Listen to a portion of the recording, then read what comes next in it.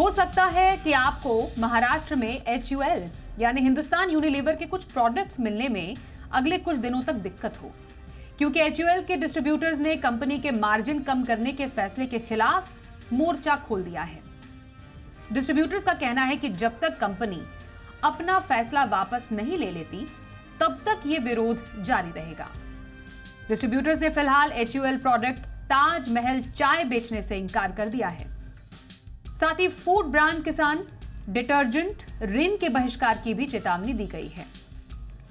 AICPDF यानी all India consumer product distributors federation ने कहा है कि अगर कंपनी फैसला वापस नहीं लेती है तो और भी कई प्रोडक्ट्स का बहिष्कार किया जाएगा। आपको बताएं कि हिंदुस्तान यूनिलीवर किचन से लेकर बाथरूम तक आटा, तेल, घी, चाय, टूथपेस्ट और साबुन, शैम्पू जैसे सैकड़ों प्रोडक्ट्स बनाती है जो सीधे कंज्यूमर से जुड़े हुए हैं। आज हम इस विषय पर बात करेंगे और जानेंगे डिस्ट्रीब्यूटर्स के इस फैसले से कंज्यूमर पर क्या असर पड़ सकता है। डिस्ट्रीब्यूटर्स का फैसला बहिष्कार करने का क्या सही है, इस पर सभी पक्षों की राय समझने की और जानने की कोशिश हम करेंगे।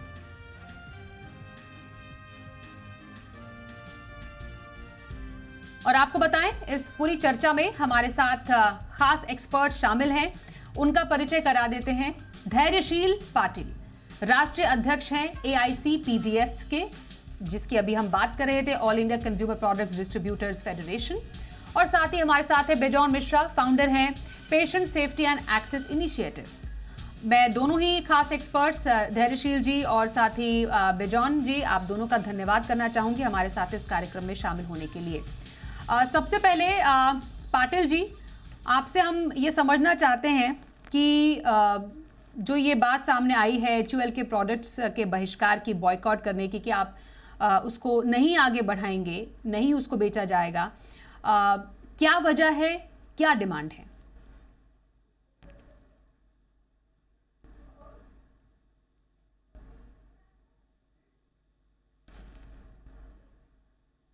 पाटिल जी, आप म्यूट हैं, अपना साउंड प्लीज एक बार चेक कर लीजिएगा। सॉरी, गुड इवनिंग सॉरी जी। HUL के बारे में जो अभी एजुकेशन चालू है all India consumer product distributors federation का, उसका बेसिक रीजन है कंपनी ने बेसिक मार्जिन जो है वो 60 बेसिस पॉइंट पे कम किया है। आज की डेट में 3.3% मार्जिन पे हमको काम करने के लिए बोला जा रहा है। इसमें viability cost of the distribution ही नहीं निकल रहा है। आपको है ना, you will have to understand the concept of distribution.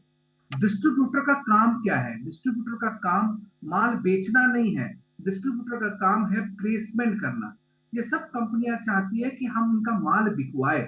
हम एक माल अगर उसका ऑफटेक काउंटर से होगा, उस काउंटर पे माल जाके देख के रखना और उसकी सर्विस करना डिस्ट्रीब्यूटर का काम है। और इसके लिए एक डिजायर्ड इंफ्रास्ट्रक्चर लगता है। उस इंफ्रास्ट्रक्चर में जितना हमको आज बेस मार्जिन मिल रहा है, वो काम बैठ ही नहीं पा रहा है और बैठ ही नहीं पाएगा। बिकॉज इसको अगर आप 5 साल पहले ये मार्जिन 4.76 था, 4.76 से इन्होंने ये मार्जिन 3.9 किया और वेरिएबल कमीशन इसमें लेके आए। अब 5 साल में जो हम 4.76 बेस मार्जिन लेते थे, आज एवरेज सब डिस्ट्रीब्यूटर का 4.5 के ऊपर किसी को मार्जिन नहीं मिला है। बिकॉज जो पैरामीटर्स ये लोग लाते हैं वो पैरामीटर्स ही अचीव नहीं कर पाते हैं। तो ये सब रीजंस की वजह से कि हमारा कहना है कि बेसिक कॉस्ट निकल जाए, कम से कम उतना मार्जिन हो। पाटिल जी, इसी से जुड़ा हुआ एक बात मैं आपसे जानना चाह रही थी, फिर मैं बिजॉन जी के पास जाऊंगी। ये जो फिक्स मार्जिन जो आपने कहा 3.9% से घटाकर 3.3% कर दिया गया, इसमें जो वेरिएबल मार्जिन है पाटिल जी, उसमें काफ़ी बढ़ोतरी की गई है। वेरिएबल मार्जिन से क्या फ़ायदा है डिस्ट्रीब्यूटर्स को? क्योंकि जैसा हम समझ पा रहे हैं, पे फॉर परफॉर्मेंस, इस प्रिंसिपल मॉडल पर कंपनी काम करना चाहती है कि जैसा परफॉर्मेंस होगा उस तरीके से उसका पे होगा। तो जो जब वेरिएबल मार्जिन अगर बढ़ा दिया जाता है तो उसमें क्या दिक्कत है डिस्ट्रीब्यूटर्स को? वेरिएबल मार्जिन में मेजर इज व्हाट उन्होंने देखा है, 0.5 बेसिस पॉइंट जो रखा है is for target achievement. And then target is at the whims and fancies of the company officers. For example, अगर मुझे मेरा ये महीने में 1 करोड़ का टारगेट है, and by all means I have reached till 90% of the target. For the upper 10%, I have to do something so that I can buy that 10 lakh rupees worth of good. Otherwise, I am losing 1 lakh rupees. So इससे होता क्या है? Market में undercutting चल रहा है. People tend to do misuse and mischiefs of this. Second part, company का second target जो वेरिएबल्स में है is coverage of outlet, that is effective coverage. 97% अगर आउटलेट को कवर करना है मुझे, इनका जो डेटा है बेसिक डेटा में 30% outlet are not existing at all, because या तो वो बंद हो गया है या सेल्समैन को, बिकॉज सेल्समैन भी कंपनी के पेरोल पे है, थर्ड पार्टी पेरोल पे है, उन सेल्समैन को से उन्होंने नए आउटलेट्स निकाले हैं, तो आउटलेट एग्जिस्ट ही नहीं करते हैं. मेरे डेटा में तो है, और मेरे डेटा में जो 100 आउटलेट्स है उसका 97% आउटलेट को मुझे हर महीने में बिल करना पड़ता है. तो अभी आउटलेट ही नहीं है तो मुझे बिल करना पड़ेगा. अगर मैं बिल नहीं करता हूं तो मेरा इंसेंटिव चला जाता है. Again the distributor is tend to और force to do false billing. उसकी वजह से ये मार्केट जो है gets disturbed by it.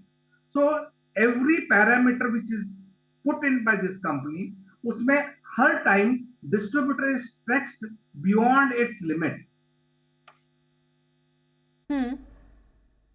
Patil ji, मुझे एक बात बताइए, मैं कंज्यूमर का पक्ष भी जानूंगी क्योंकि कंज्यूमर एक्टिविस्ट हैं बेजॉन मिश्रा सर, लेकिन पाटिल जी मुझे एक छोटी और बात बताइए. जब ये पूरा जो एक मार्जिन जो एक का जो मैकेनिज्म बनाया कंपनी ने, क्या उसमें डिस्ट्रीब्यूटर्स की कोई राय नहीं ली गई? क्या उनसे बातचीत नहीं की गई कि इस तरीके से हम ये प्लान कर रहे हैं, ये मार्जिन का हमारा ये इस तरीके का मैकेनिज्म है या इस मॉडल पर हम काम करना चाहते हैं? क्या डिस्ट्रीब्यूटर्स आपके फेडरेशन के सहमति के बगैर इसको लागू कर दिया गया? कितने समय से लागू है जिसका अभी आप अब जाकर विरोध कर रहे हैं? इन्होंने 4-5 लोगों से पायलट प्रोजेक्ट करवाया था लास्ट 8 महीने से. अक्टूबर महीने में इन्होंने 100 जगह पर ये लॉन्च किया है. So we were trying to understand कि एग्जैक्टली क्या हो रहा है इसमें. तो जब ये दिखने लगा कि ये मासेस में जाना वाला है 100 के पास में, बिकॉज सिर्फ पैरामीटर उनके हैं, कानून उनका है, एग्जाम भी उनका है, और एग्जाम पेपर चेक करने वाले भी वो है. कोई डिस्कशन किसी एसोसिएशन से तो हुआ ही नहीं है, ना कि किसी मेंबर से हुआ है कि तुमको ये मार्जिन आने वाला है. ये तो तब डिस्कशन हुआ जब एआईसीपीडीएफ ने ये मामला दिसंबर के आखिरी हफ्ते में ये मामला उठाया, तब जाके कंपनी, क्योंकि ये 1 जनवरी से सब जगह होने वाला था. आप मुझे, मतलब मेरा एक सीधा सवाल कंपनी से ये है कि जनरल ट्रेड और मॉडर्न ट्रेड में डिफरेंस है. मॉडर्न ट्रेड ऐसी कौन सी सर्विस प्रोवाइड करता है कंपनी को कि मॉडर्न ट्रेड की जो मार्जिन है is indefinite. The competition and the favouritism is done by the company to modern trade more than general trade. General trade आज के दिन में 85 to 90% उनका बिजनेस कर रहा है. उसके बावजूद they are trying to squeeze in the general trade. तो आप कह रहे हैं कि आपको कोई फायदा नहीं है अगर ये जो फिक्स मार्जिन है इसको घटा दिया जाए तो डिस्ट्रीब्यूटर्स को कोई फायदा नहीं है. कंपनी की अपनी अलग इसमें तर्क है, लेकिन जो इसमें सबसे इम्पोर्टेंट जो लोग हैं, जो पार्टी है, वो है एंड यूजर, जिसके प्रति चाहे वो कंपनी हो चाहे वो डिस्ट्रीब्यूटर्स हैं, वो जवाबदेह हैं. वो है कंज्यूमर्स, यानी हम जिनके पास ये प्रोडक्ट पहुंचना है, जिनको इवेंचुअली इस प्रोडक्ट को यूज करना है. तो बेजॉन सर, इस पूरे मार्जिन के खेल में सर कंज्यूमर्स को क्या मार पड़ी है?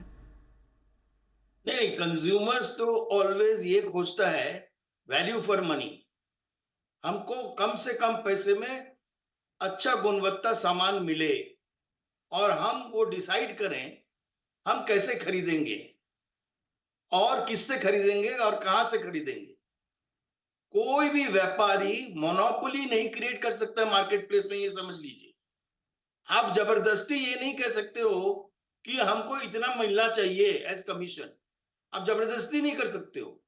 मार्केट फोर्सेस डिसाइड करता है और कंज्यूमर ऑलवेज ये डिसाइड करता है कि यदि क्वालिटी है, अच्छे गुणवत्ता है उस प्रोडक्ट में, हम उसको खरीदेंगे as per MRP printed on the package. हम एमआरपी लेकर चलेंगे। हमारे लिए एमआरपी एक लक्ष्मण रेखा है। कोई भी व्यक्ति एमआरपी से ज्यादा नहीं बेच सकता है, लेकिन एमआरपी से कम में बेच सकता है। तो यदि कोई रिटेलर अपना मार्जिन को घटा के बेचना चाहते हैं तो वो रिटेलर के ऊपर है।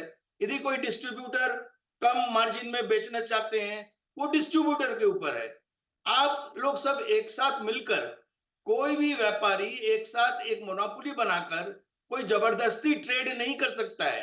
या तो ट्रेड कंपटीशन पे चलता है या तो ट्रेड गुड प्रैक्टिसेस पे चलता है। तो मेरा ये कहना है कि इन लोगों को बैठकर इस डिस्प्यूट को सुलझा देना चाहिए in terms of rather than boycotting. क्योंकि आप यदि बॉयकॉट कर रहे हो, आप उपभोक्ताओं के विरोध में जा रहे हो। आप उपभोक्ताओं को ये बिल्कुल बिजॉन सर मुझे एक बात बताइए, यहाँ पर आपने बिल्कुल सही बोला कि दोनों ही पार्टीज को एक मत पर आना चाहिए। मुझे एक बात बताइए बिजॉन सर कि मार्जिन में बढ़ोतरी या घटोतरी, मतलब बढ़ना या कम होना, क्या इसका एक पर्टिकुलर प्रोडक्ट के प्राइस पर इम्पैक्ट करता है? जैसे आपने बोला एमआरपी से ज्यादा तो कोई प्रोडक्ट नहीं बेच सकते, एमआरपी से कम जरूर बेच सकते हैं। अगर कंपनी चाहती है कि वो मार्जिन बढ़ाए तो क्या उसका इम्पैक्ट है वो प्राइस पर भी इवेंचुअली दिखेगा? या डिस्ट्रीब्यूटर अगर चाहता है कि वो ज्यादा मार्जिन पर बेचे, उसका भी पड़ेगा। तो इवेंचुअली जो एक उपभोक्ता है उसको अपने जेब से ज्यादा खर्च करने पड़ते हैं ऐसे पूरे केस में।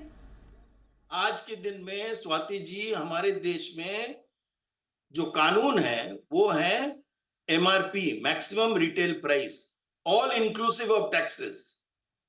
सो कोई भी उपभोक्ता यदि कोई भी सामान खरीदते हैं तो वो पैकेज में एमआरपी देखते हुए वो खरीदते हैं, और कोई भी व्यापारी उससे ऊपर उपभोक्ता को चार्ज नहीं कर सकता है। अब रहा बात, ये फैक्ट्री से लगकर आता है, और ये फैक्ट्री से लगकर इसलिए आता है कि उसी बेसिस पे एक्साइज चार्ज होते हैं, उसी बेसिस पे जीएसटी चार्ज होता है, टैक्सेस उसी बेसिस पे चार्ज होता है।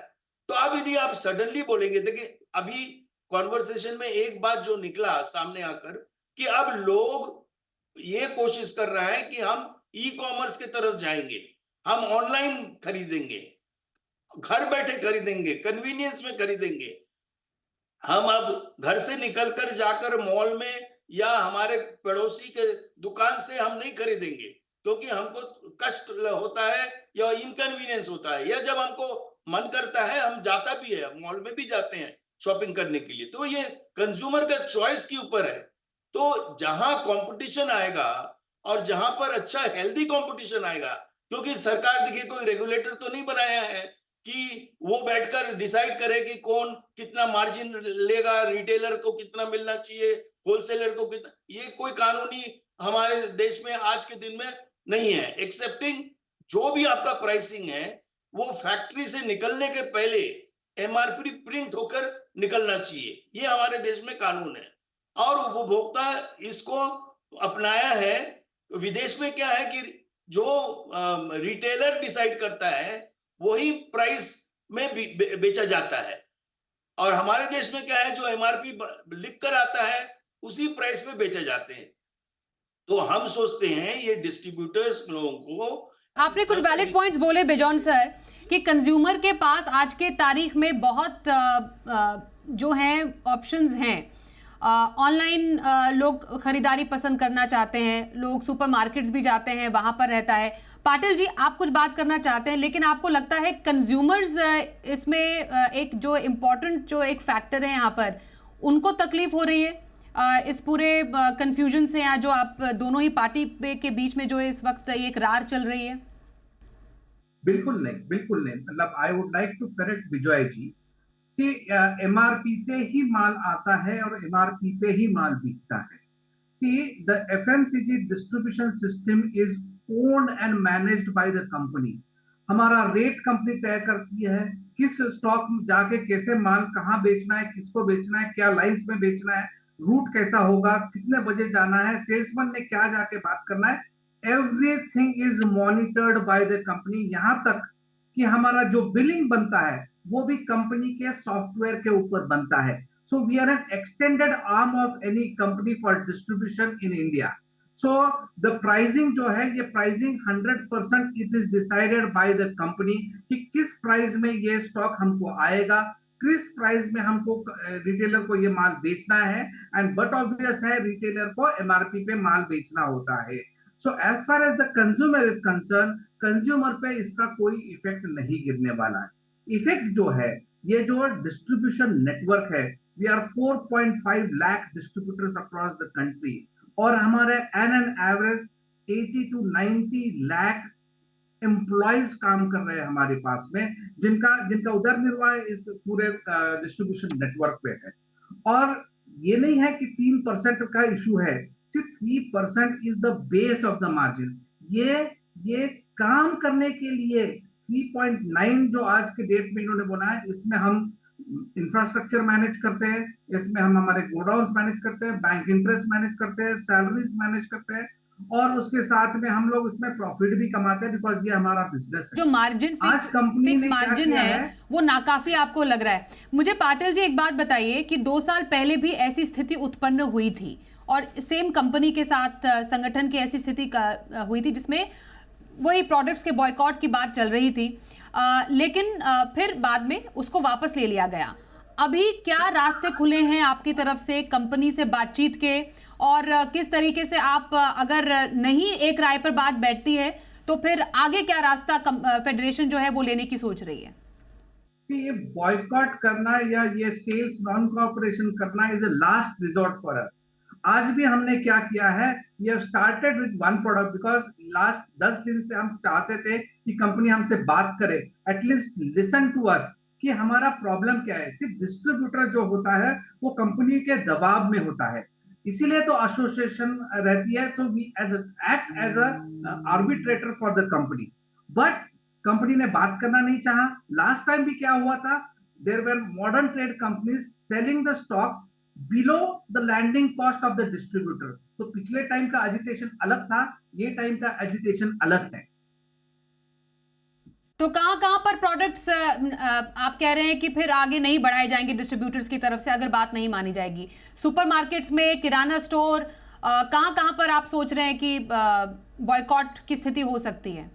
आज के डेट में on a products prospect company को ये पता चले कि हम डिस्ट्रेस में हैं, हमने कोशिश करी लीगल मैटर से कि भाई आप हमसे बात करिए, लेकिन आज तक कंपनी ने पिछले 10 दिन से कुछ बात नहीं करी. So as a protest we want to show yes we are in distress, the member is in distress. इसके बावजूद अगर ना करे, आज तो ये महाराष्ट्र में, अगले आने वाले 8 दिन में ये अलग अलग स्टेट्स पे चलता जाएगा, and by the end of this month ये पूरा देश में पड़ा. We have done a programme जिसमें पहले तो हम ताज पे नॉन कॉपरेशन कर रहे हैं, उसके बाद में we'll again from 25th we'll try to do it on किसान, then again on the third product that is RIN. So step by step हम जा रहे हैं. हम ये नहीं चाहते कि एक ही दिन में पूरा माल बंद कर दे. See, we are traders. We are not some kind of union or this thing. So हम traders हैं. Eventually we want to do business with you. But yes, जब हमारे को दर्द हो रहा है, and we know because we have been come here since ages, ये मार्जिन पे margin come. This is the third margin cut in last 15. सिलसिलेवार तरीके से आप अपने विरोध को आगे दर्ज कराएंगे. पहले महाराष्ट्र से शुरू होते हुए देश भर तक ये विरोध जारी रह सकता है अगर बात नहीं मानी गई और आपकी बात नहीं सुनी गई. बिजॉन सर, जैसे आपने बोला कि किसी तरीके का कोई रेगुलेशन नहीं है इस मार्जिन के पूरे खेल में, लेकिन क्या होना चाहिए इस तरीके के जो सिचुएशंस है, स्थिति है, फिर से उत्पन्न ना हो? क्या आपको लगता है ऐसा विवाद दोबारा ना उठे तो कोई प्रॉपर रूल्स एंड रेगुलेशंस, नियम होने चाहिए? कैसे हो सकते हैं? नहीं, हम सोचते हैं कि competition is the best friend of the consumer. हमारे बंधु जो बताए, जो डिस्ट्रीब्यूटर हैं, वो सालों से इस बिजनेस में हैं. उनको मालूम है कि अब हमको कंपटीशन में उतरना होगा, हमारा खर्चा को कम करना होगा, हमारा थिन मार्जिन में काम करना होगा. यू सी, क्योंकि competition brings in development, competition brings in new options. तो लोगों को ये सोचना होगा कि हम एक झगड़ा खड़ा करके व्यापार नहीं कर सकते हैं. हमको नए नए तरीका ढूंढना होगा. जैसे ई कॉमर्स क्यों आया? ई कॉमर्स इसलिए आया क्योंकि इंफ्रास्ट्रक्चरल कॉस्ट इतना बढ़ रहा था कि लोग दुकान खोल नहीं पा रहे थे, क्योंकि उसके भाड़ा बहुत ज्यादा हो रहा था, लैंड कॉस्ट बहुत बढ़ रहे थे, वेयर हाउसिंग एक खड़ा करना कोई मामूली बात नहीं है। तो उसको इंटीग्रेट करने के लिए, कंसोलिडेट करने के लिए अब ई कॉमर्स आया, जहां कई लोग मिलकर वेयर हाउसिंग चला रहे हैं, कई लोग मिलकर मल्टी ब्रांड मार्केटिंग कर रहे हैं, केवल एक ब्रांड का डिस्ट्रीब्यूटर नहीं है, वो कई ब्रांड्स का है। सो एक कंपटीशन उतर के आया है, जिसके चलते मैन्युफैक्चरर ये कोशिश कर रहे हैं कि भाई the best distributor should prevail, the best distributor जिसका वॉल्यूम अच्छा है, जो अच्छा बिजनेस दे पा रहे हैं, जो टारगेट मीट कर रहे हैं, जो वॉल्यूम्स ला रहे हैं कंज्यूमर के साथ, एक मतलब रिटेलर के साथ एक अच्छा संबंध बना के रख रहे हैं, उनको मतलब हम और बढ़ावा दें और उनको इंसेंटिवाइज करें। So it is all on performance. आपने ओपनिंग रिमार्क्स में कहा कि it is a performance driven kind of a commission जो कंपनी आगे ला रहा है। तो मेरा ये कहना है कि कंपनी का एक्चुअली ये फ्रीडम है, वो मार्केट फोर्सेस देखते हुए अपना प्राइसिंग डिटरमाइन करता Okay. है। कोई भी मैन्युफैक्चरर ये नहीं चाहेगा कि हम अपना बिजनेस। तो बेजॉन जी कह रहे हैं कि market links, performance linked consumer को बेनिफिट देने वाले जो प्रैक्टिसेस हैं वो आगे बढ़ने चाहिए। पाटिल जी, एक छोटा जवाब हाँ या ना में मैं आपसे चाहूंगी, क्या बातचीत के रास्ते खुले हैं? आप कितना जल्द कंपनी से फिर से बात करेंगे जिससे कि इस पूरे मसले को जल्द से जल्द सुलझा लिया जाए और ये बात आगे ना बढ़े? छोटा जवाब सर, बहुत छोटा जवाब। We are waiting for the company to answer. We are always ready for a discussion and negotiation. And yes, we are there to service the market the way Indian distributors are servicing the economy of India. Nowhere else in the world it has been done like this. Thank you. जी बिल्कुल। तो AICPDF जो कि all India consumer product distribution federation, उसका कहना है कि वो HUL से बातचीत करने को पूरी तरह तैयार है, लेकिन अगर ऐसा नहीं होता, हो सकता है कि वो आगे अपना विरोध जारी रखे। और बेजॉन मिश्रा जी, उनका ये कहना है कि ये एक जो मार्केट प्रैक्टिसेस है, ये एक कंपटीशन का मार्केट है और यहाँ पर हर किसी को हक है अपना परफॉर्मेंस लिंक्ड और कंज्यूमर को ज़्यादा से ज़्यादा फ़ायदा पहुँचाने के लिए जो मैन्युफैक्चरर्स है वो डिसाइड कर सकते हैं कि किस तरीके से वो अपने सामान को एंड यूजर्स तक पहुंचाए। दोनों ही खास एक्सपर्ट्स का हमारे साथ इस चर्चा में शामिल होने के लिए बहुत धन्यवाद हम करेंगे।